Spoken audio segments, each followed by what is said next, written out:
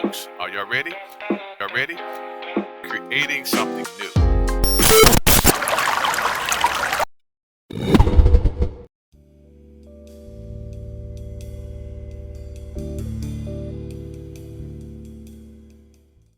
In today's program, we're going to cover three topics: local film releases, AI, and community.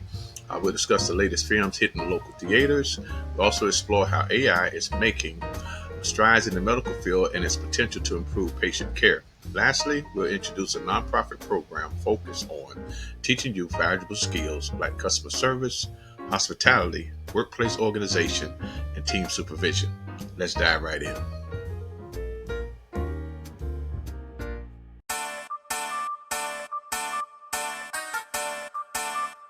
Welcome, everyone. Before we get started, make sure to hop onto our website for some awesome discounts on national business products and services.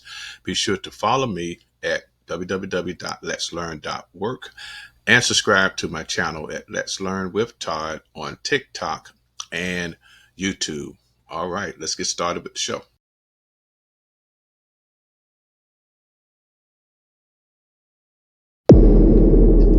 So we know that there are different opinions on the use of AI, but I just want to really introduce when we talk about the support or the resources that's out there, especially for America, to try to help in the area of mental health.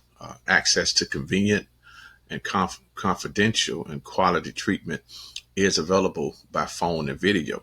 So people can now be able to communicate with their doctors, their nurses, right over the phone.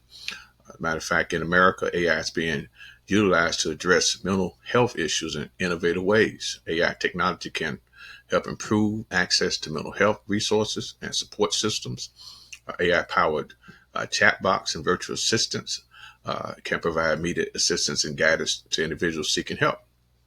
All these tools are designed to offer personalized recommendations and interventions based on the user's needs and symptoms. Additionally, AI algorithms can analyze large volumes of data to identify patterns and trends in mental health conditions, aiding in early detection and prevention, which is very important because if you can detect the problem or the illness early, it's a better chance of fighting it.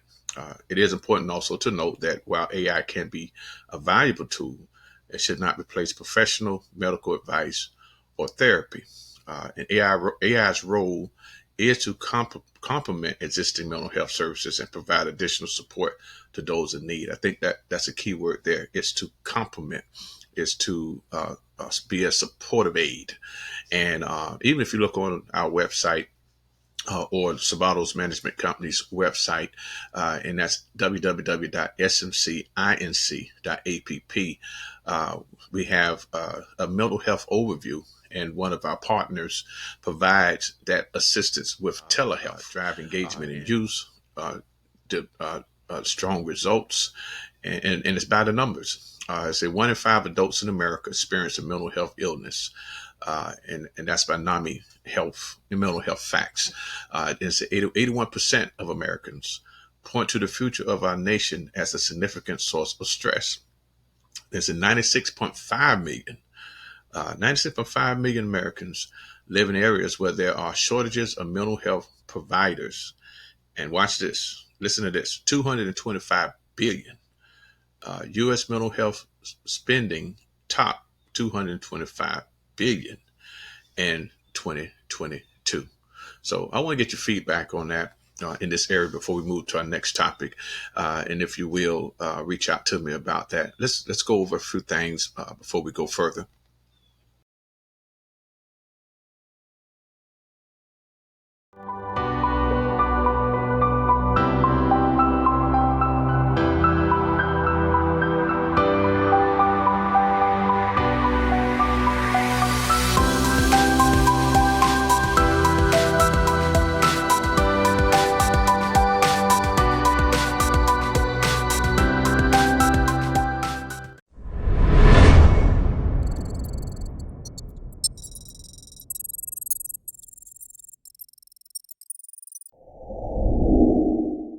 Used to get useful tasks done in language.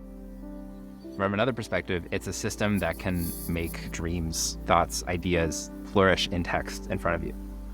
GPT-4 is incredibly advanced and sophisticated.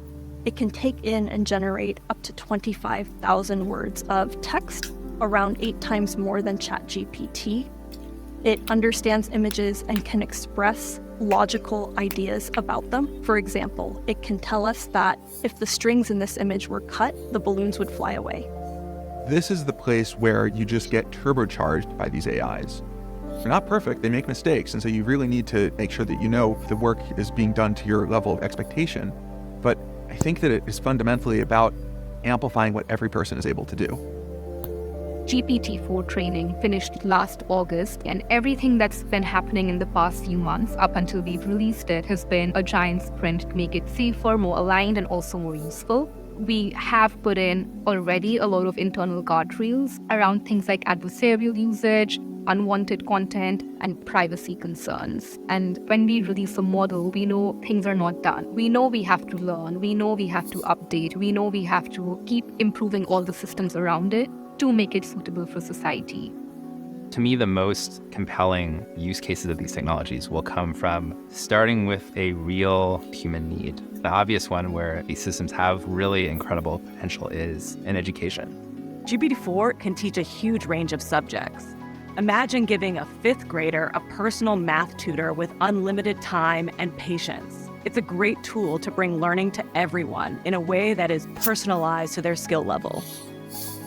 GPT-4 brings the dream of having the most useful, helpful assistant to life. It's really about adding as much value to everyday life as possible.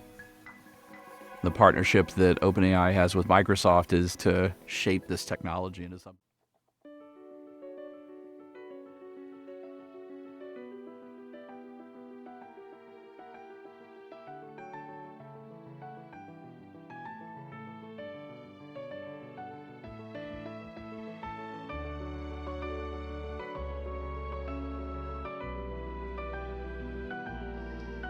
So over the past 15 to 20 something odd years, I believe we've been using electronic technology.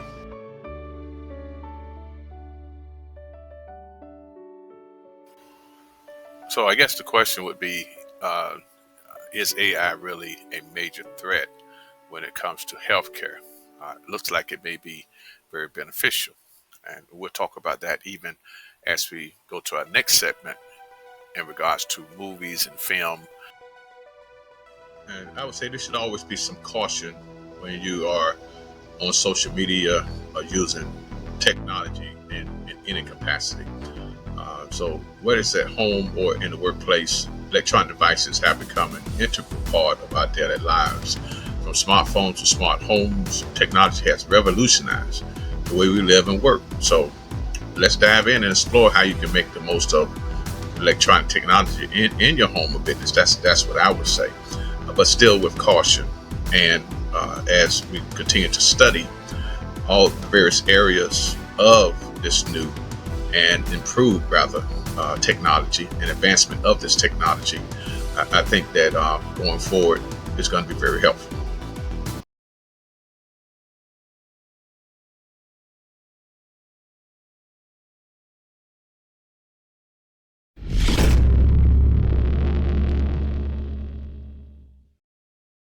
In today's films, Hollywood doesn't always accurately represent different ethnicities in film. For example, Hebrews include various ethnic groups, and for the record, Africa is a diverse continent, not just one big jungle.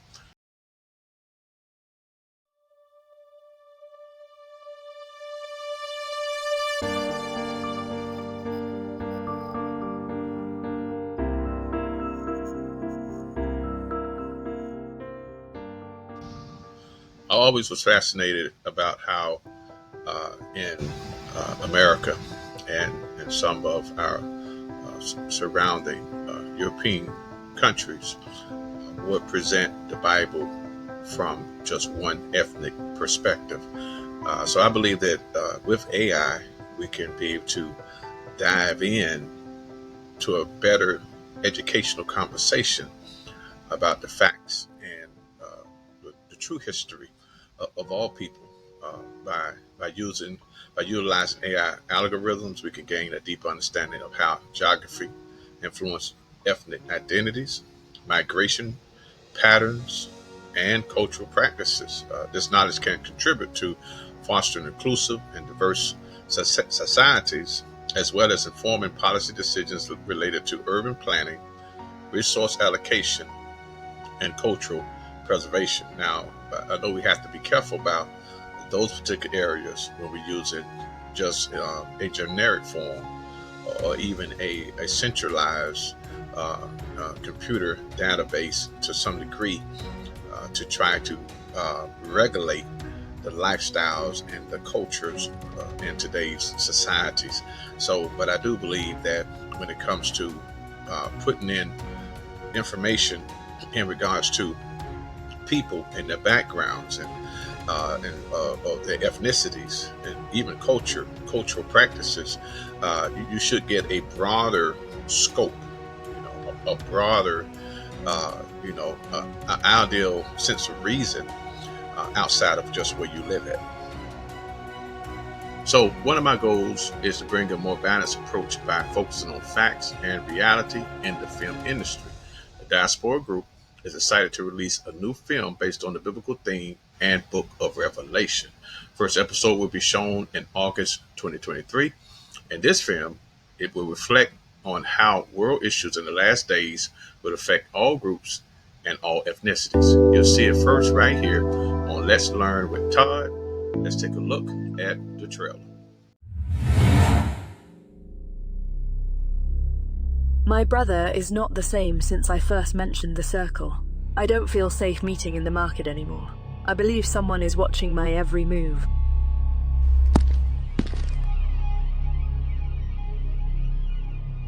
This doesn't look like a safe place. It's more like a campsite. This is the first phase of trust. I speak with my team here through an invisible portal. Those who've been marked can't see anyone or hear our conversations, unless we allow them to.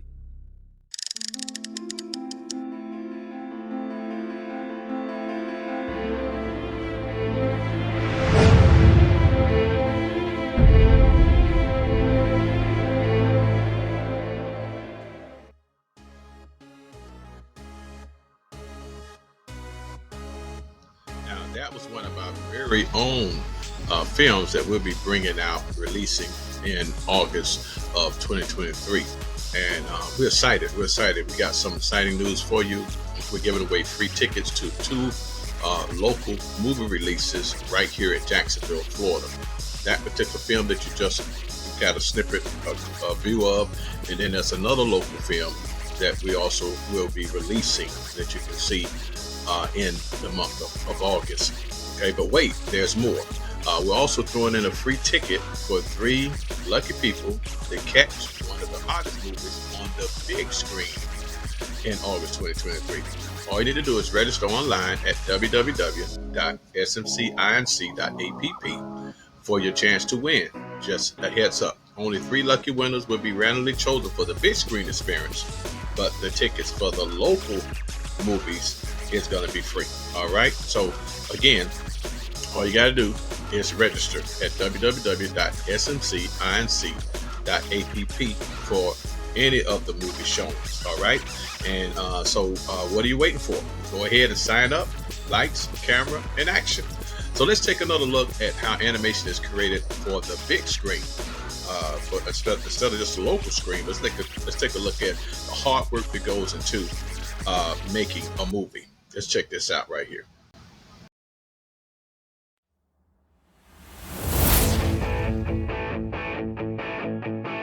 Added variables to Joe's hand that they had never used before.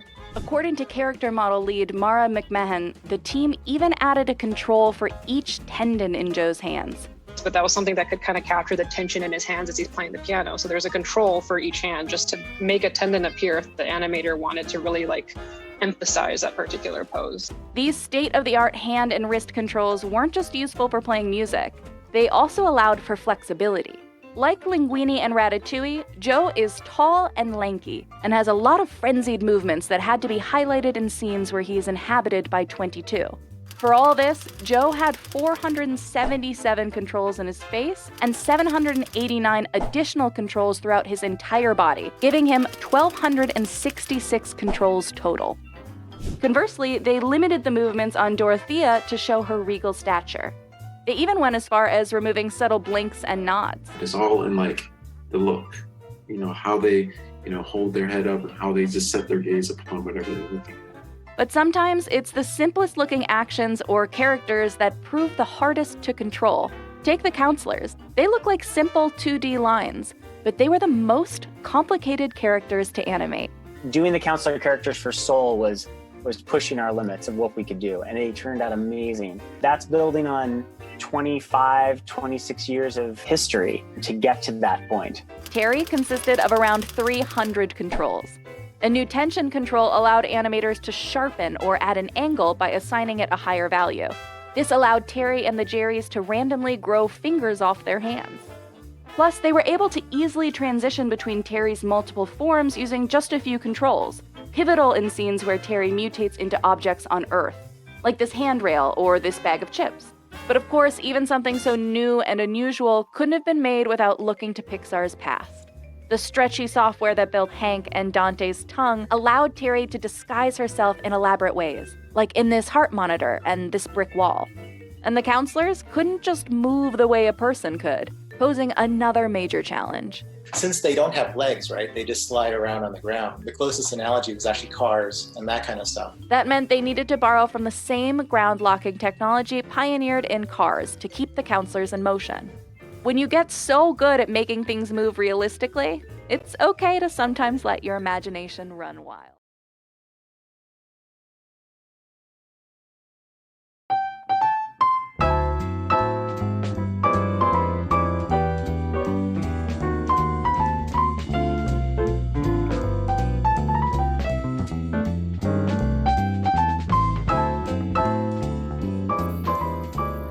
Hello, folks. Hey, this next session deals with community support, community engagement, and I believe just a proper approach or a different approach on how we help our community and also allow the community to respond and adapt and also be a part of the various programs that actually work. In order to create a thriving community, it's important to shift our perspective on support. What do I mean? Rather than solely relying on handouts, we should encourage the community to embrace a mindset of growth and development. By acquiring new skills and knowledge, we can enhance our overall well-being, strengthen our families, and improve our social infrastructures. Let's empower our community to adapt and strive for self-improvement together. And I asked this question too: how many free feeding programs are out there today? And then for those institutions or organizations that's giving out free food, how many people do they actually ask, are you hungry? Are you hungry? And I think that many folks will think that will be offensive, but if it's something that we're giving away or the organization is giving away, it'll be a good place to start by asking them, because you're giving them a service or you're giving them a product, to ask them in regards to the need. Let's talk about that. Thank you. The question, can I help you, is a question that millions of people ask millions of other people every single day. What does it actually mean to help another human being, or indeed to help an entire community? I believe that helping is a powerful and often beautiful human impulse. But I also believe that helping has a shadow side. That certain styles or forms of helping are actually doing more harm than good. Rosabeth Moss Kanter, the Harvard academic, puts it beautifully when she says that when we do change to people, they experience it as violence. But when people do change for themselves, they experience it as liberation.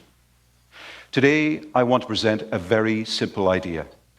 And the idea is this: if we want to help people in a way that does no harm to them and their capacities and their communities, then the best place to start is with what is strong within them and within their communities, and not with what's wrong.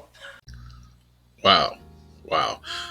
I guess my question also would be, if organizations are receiving funding and they are taking on that task to help the community in certain ways, in specific ways. And don't take it the wrong way. Then if it's not working, shouldn't it be the case to possibly seek out a different organization that can receive the same funds to be able to apply something that will work?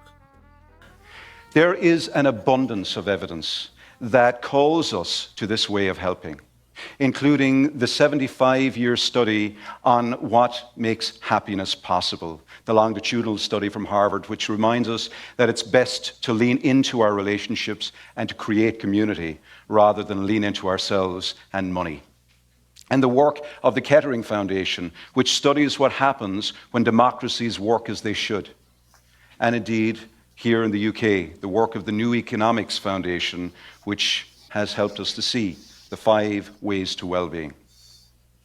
Still, despite the fact that thousands and thousands of pieces of evidence call us to the idea that we should start with the capacities and the abilities in people and in communities, we see this great preponderance in governmental and non-governmental programs alike around the focus and the obsession with the starting on what is wrong, what is broken, what is pathological within people.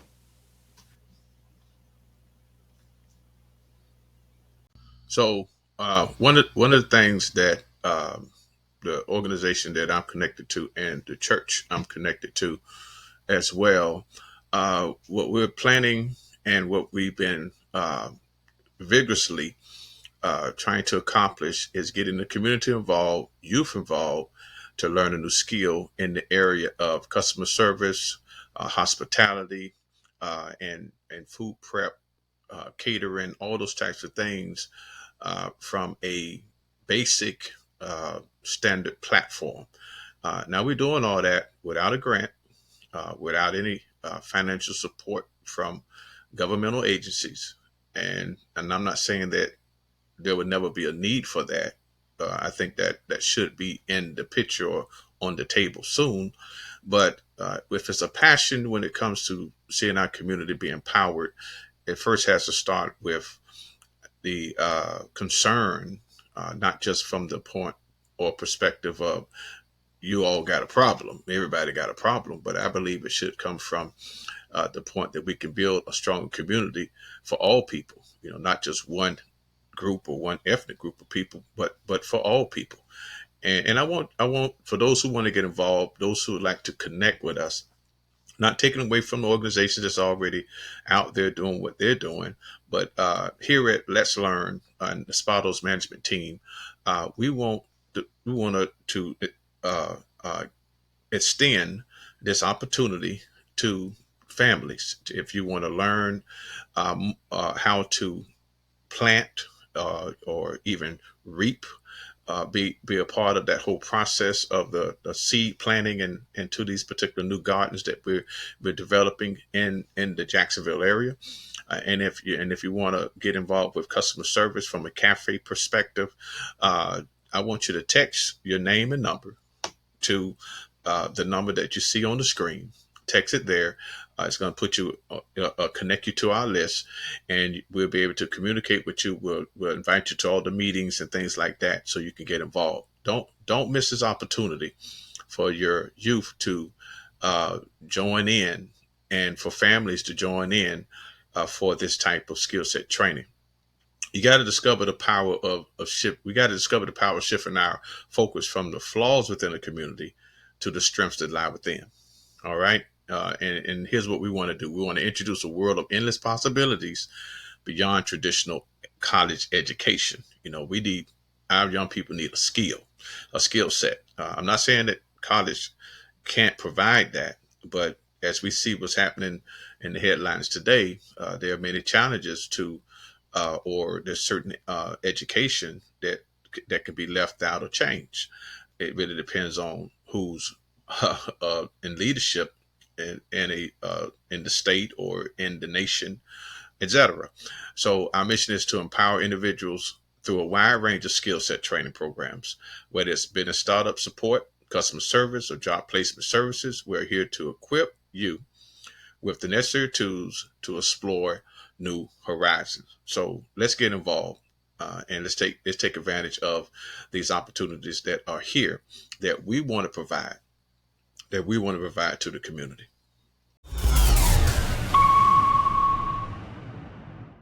So one of the things that the organization that I'm connected to.